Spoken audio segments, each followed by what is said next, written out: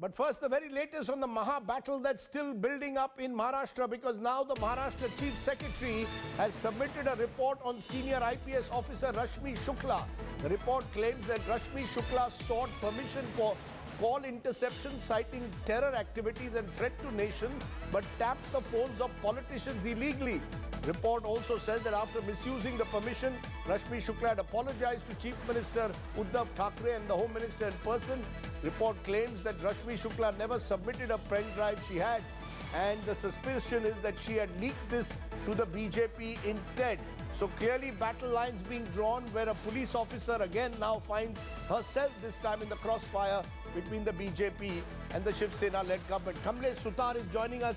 Kamlesh, it appears that the Shiv Sena-led government is blaming the police officer for what they are saying is the illegal tapping of phones of politicians. Whose phones was she tapping? Chief Minister, Home Minister, or junior politicians?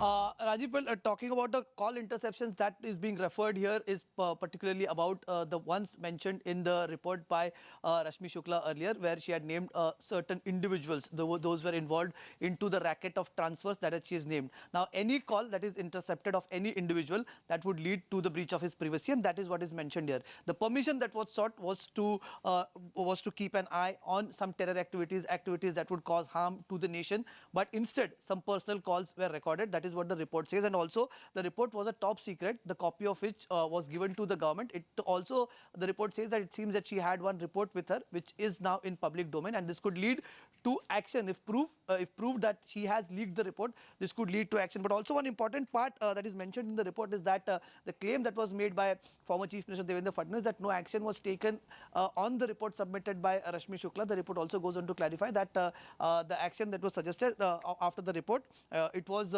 concluded that there is no concrete evidence in the report, but except for some call interceptions or CDR details. Okay, but this is basically now the Maharashtra government in a sense now claiming that there is no reason for a further inquiry. This is some would say damage limitation, others would say a police officer is caught in the crossfire. Kamlesh Sutar with those details on the alleged illegal tapping of politicians. The case will of course continue to build up. Hello everyone, this is Rahul Kamal here. Hope you enjoyed this video.